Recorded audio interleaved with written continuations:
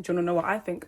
I think we should be giving grace to black women in the black community. Ignore the mess in my room. I've had a crazy day. The date is only 3 p.m. Ignore my lips. I had something on my lips, like a lip combo, and then I licked it off, so it looks a bit grey. So just air that. But I had a conversation with one of my mutuals, who will not be named, obviously, because privacy. But like, I had a conversation with one of my mutuals, and we were talking about Donyale Luna, and he was talking about how I have like a striking resemblance to her. I've heard that before. And it's funny enough, I do really like Donyale Luna. I love her. Her story is really tragic. But when I say love her, I'm not trying to look like her, by the way. Before I knew about her, I was already doing this kind of thing. But then I found out about her, read about her, watched documentaries, all these things to learn about her, who she is. Kind of like what I did with Amy Winehouse. I love Amy Winehouse, by the way. But it had me thinking, why don't black women get the same grace as black men for, when they're being anti-black or not as pro-black, or when they're being, I don't want to say coon, because Donyale Luna wasn't a coon, but like, I don't know, just not being your most loving black self and advocating actively all the time for black people. Now, I'm extremely pro-black. I'm almost too pro-black. I think when I was younger, I was actually a lot more radical. I would actually know, because I'm still radical, but like I was a lot more with how radical I was. Like I didn't hold back, but I've calmed down a bit, because it got to a point where I was hating certain people when I was younger, because I was just so strongly pro-black, and I still am. I've just learned to tolerate certain groups.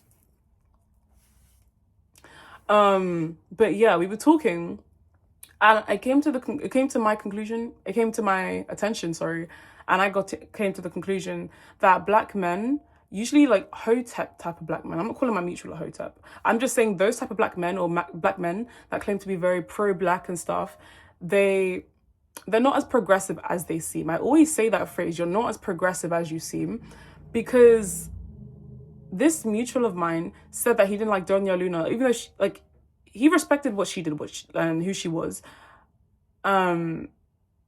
and what she's done for black supermodels, because she was the first ever, in case you don't know, the first ever black supermodel, to my knowledge, or one of the first, of the 60s, I believe, and the 70s, early 70s. She died in the 70s. And he was saying he didn't like her because she wasn't very proud of, according to him, she wasn't very proud of her heritage, being black, a black American woman, even though she was mixed with native and stuff, but we're going to focus on the black part, because that's what it is. She wasn't very proud of it, and she'd often make lies about where she's from to seem more whimsical, I guess, more exotic, whatever. And how she didn't use her platform during the civil rights movement, when it was just kickstarting, to talk on black people in creative spaces, in modeling, in life in general, and wasn't advocating, for that. And didn't say a lot of pro-black things and stuff.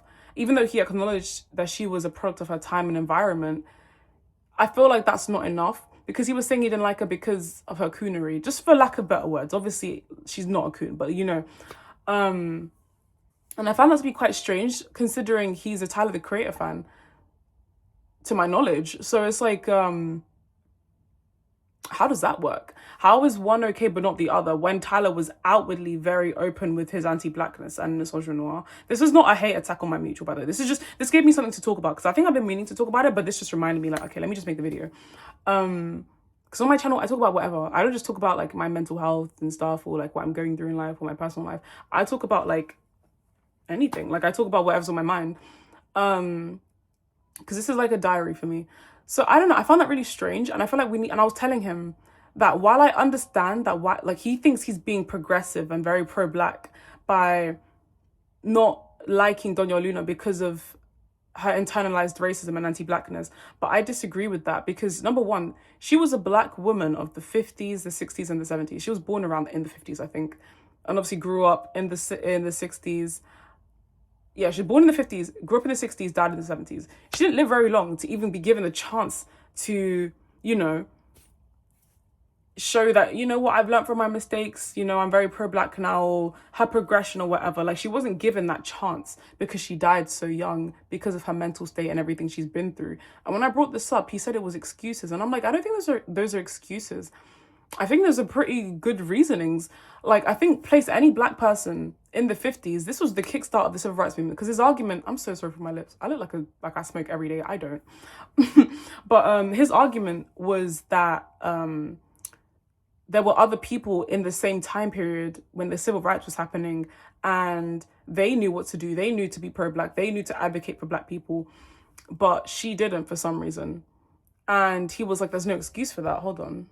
Okay, I've moisturized my lips now. But yeah, because I don't know, it was looking a bit scary. But and he was saying there was no excuse for her being, I guess, she wasn't being anti-black. She never said anything, to my knowledge at least, correct me if I'm wrong, she never said anything outwardly anti-black or against black people to lick the boots of white people at the time. Which, even if she did that, I'd kind of understand it, considering the job she was working and she needed to get booked and stuff.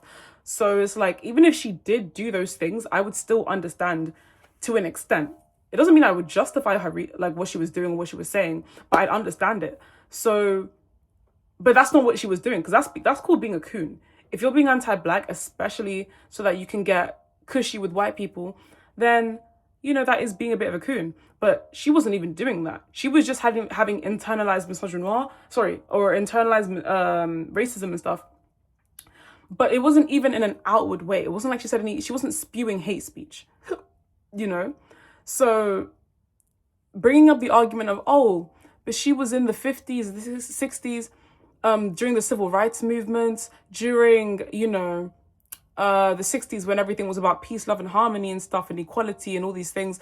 I don't really find that to be a good argument, because that, like, not holding all black people to the same standard of learning when to love themselves is internalized racism in itself.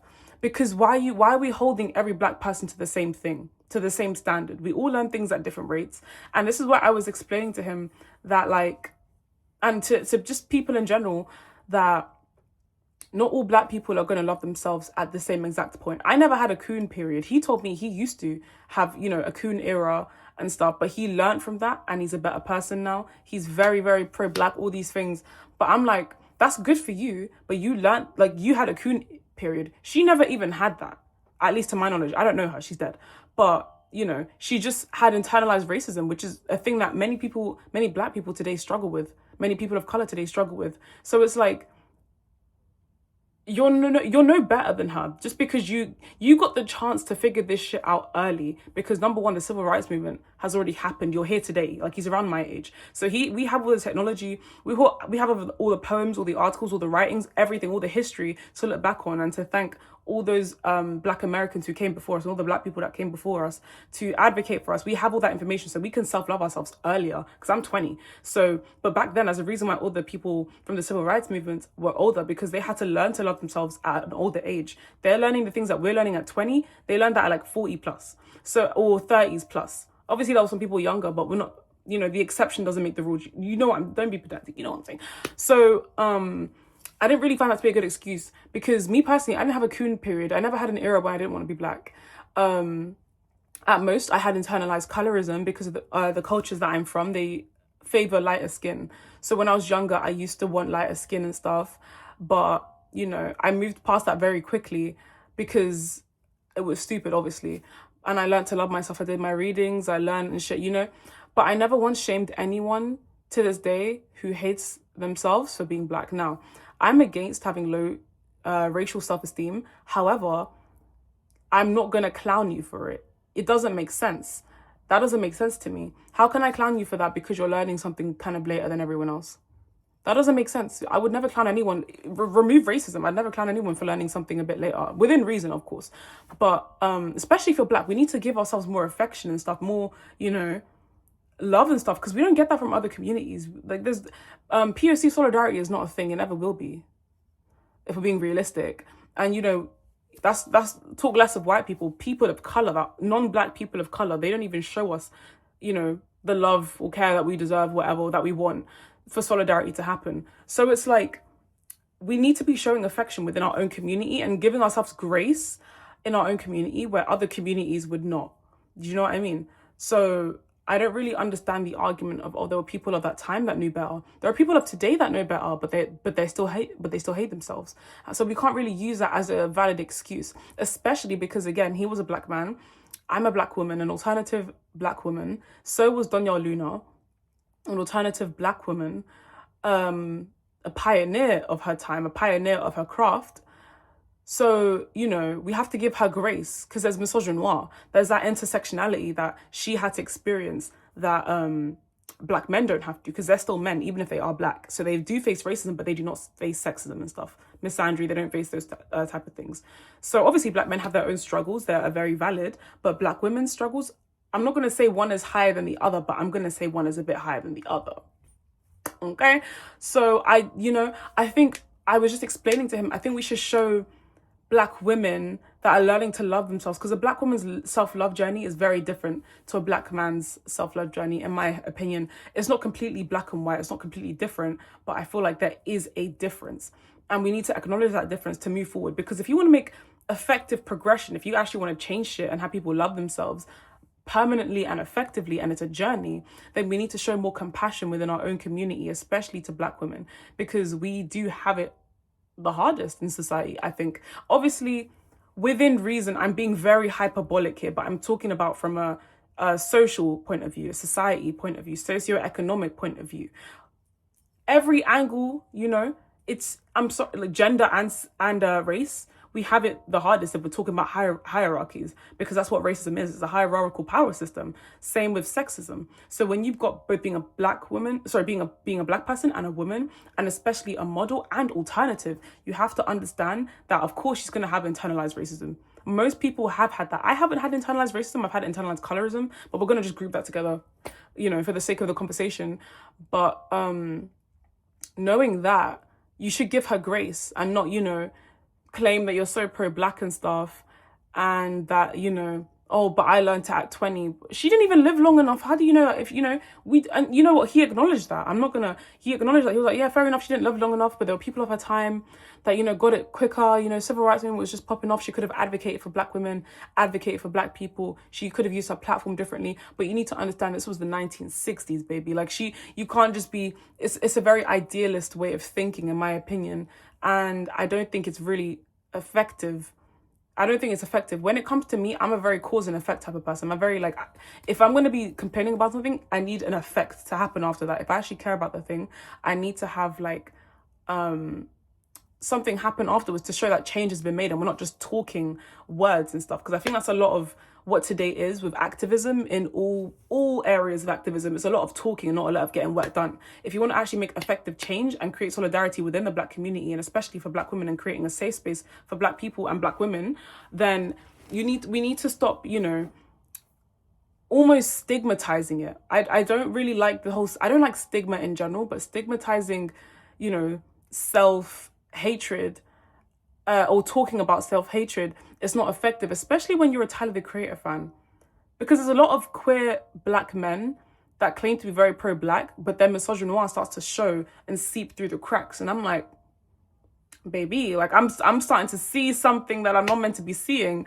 So, we need to attack that first, before attacking black women who hated themselves or are not that confident in their race or their identity, because that's been stripped away from us since basically forever. So, we need to bring back that self-love and make it more comfortable for people to come out and talk about it. Because if you just shun people and ostracize people in the community, who's going to want to be part of the black community if all it's, festering is, oh, you're not black enough. You're not pro-black enough. You're not advocating enough. You're not this enough. Well, black women are already being told they're not enough. Telling them within the community that they're not being pro-black enough when no one is showing them any type of love or compassion or understanding doesn't really make sense to me. That doesn't... It's like if you want to make... if you actually care about black women and black people who are struggling with some type of self-inflicted racism or internalized racism, if you want to attack that properly and get to the root of the issue, you need to first create a safe space and a haven for them, because we don't have a safe space outside of the black community. We don't have POC solidarity. white people are still being white people. Obviously, things are improving. They're not as bad as the Jim Crow era, I guess, but it's just taken a different form. So I think we need to be showing more compassion within our own community and stuff, instead of saying, nitpicking at things they've said. Because I am not excusing some of the things that Donyale Luna has said or done, even though they've not even been that extreme. I'm making it seem like she's, called black people monkeys, even though she's black herself. Like, no, that's not what she did. You can go ahead and find, or I can link in the description, maybe documentaries, interviews and stuff. There's so much about her. Well, actually, there's not. That's the problem. There's not a lot about her, but there is some stuff out there about her. So read up on her, watch on her, listen to her, listen. I want people to listen to black women, please. Listen to us and what we're saying, especially if you're alternative and stuff. Like, it's not going to be the same for, not every black person's the same. We're not a monolith. So I don't think it's right or fair on black people and black women to just be grouping us all together and thinking that we should all just love ourselves immediately just because the civil rights has happened. That's not how that works, because black people, again, I was explaining to him how a lot of black people are black women. I'm going to speak on black women. A lot of black women like myself, because I've been through it, we often want to not strip ourselves of being black. Let me not say that. We want to, remove ourselves, we don't want to tie our entire identity to being black. Now, being black is part of my identity. It will always be part of my identity. I'm so happy and proud to be black. I'd be black in any timeline if I could choose for it to be like that. But I don't want to just be seen as a black woman all the time. I just want to be seen as a woman. I've spoken about with my other black women friends, female friends, as an alternative, conventional, all black women. I've spoken about it with them and they resonate with that. I don't know about black men because I'm not a black man, but I know some black men do agree with that. They sometimes just want to be seen as a man. And you know what? On the flip side, it can also be kind of seen as bad if you go too far with that, because then you'll start, there's, the whole, when white people are like, oh, I don't care if you're purple, orange, black, blue, white, I don't see color. That's not a right sentiment to have. I think that's a misconception. I don't know who came up with that, but like, not seeing color is not effective and doesn't get any work done. If we want to be effective, I'm all about effectiveness and actually making change instead of people just yapping all the time. So you can very quickly fall into that trap of, oh, I just want to be seen as a human, to the point where you're completely stripping yourself of your black identity. Now, I'm not going to tell any black person what to do with that identity. I'm not going to be the one to say that, but we need to find balance where we can proudly be black without making that our complete identity. I don't know who made the quote.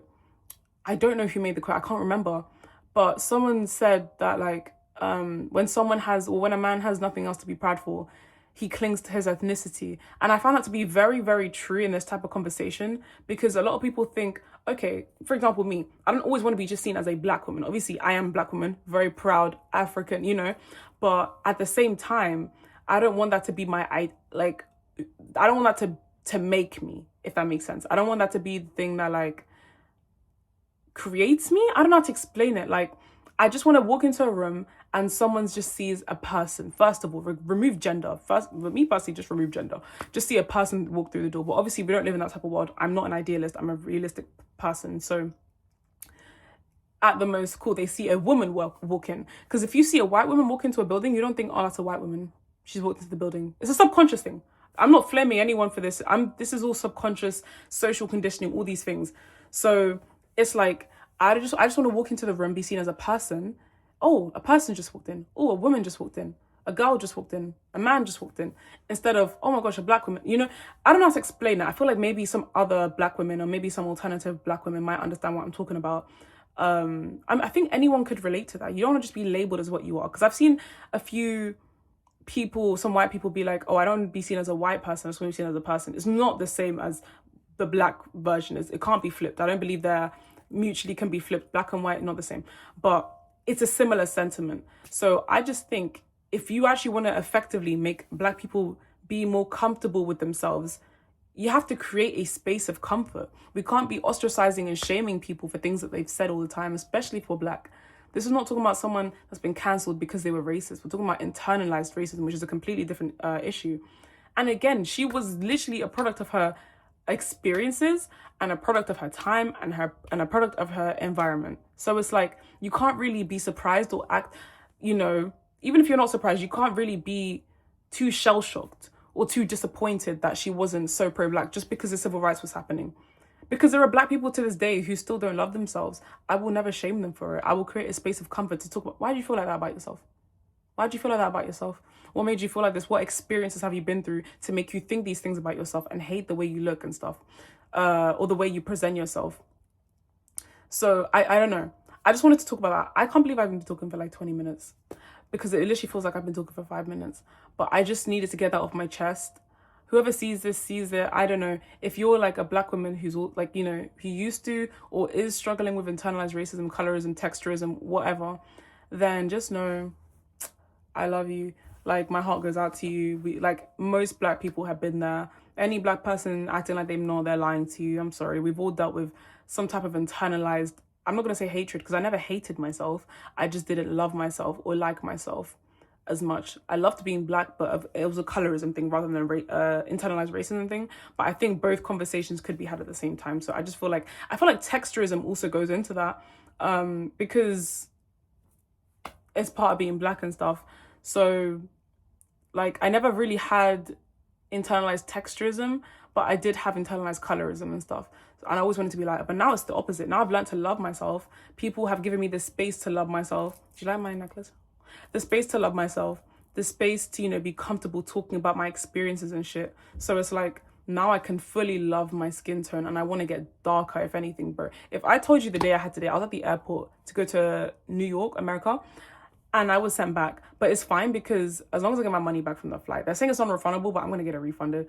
But I want to get darker now. I was ready to go to the US to get a fucking tan. Obviously, aside from like bookings with photography and work and stuff, but I also wanted to become darker because I want to get darker. And it's so annoying because I know there's a limit to how dark I can get. Even though as a kid, I could get really dark, but I could also get really light. But like now, I'm in a middle ground and I want to be dark. Like I'm dark skinned, but I just wanted to, you know, get darker and stuff. So I'm glad and I'm happy and I'm grateful for the experiences I've had where now I can love myself. But I know there's other black women out there that are still on that journey to this day. I had a friend to this day. She doesn't like her skin tone. She doesn't like her skin tone.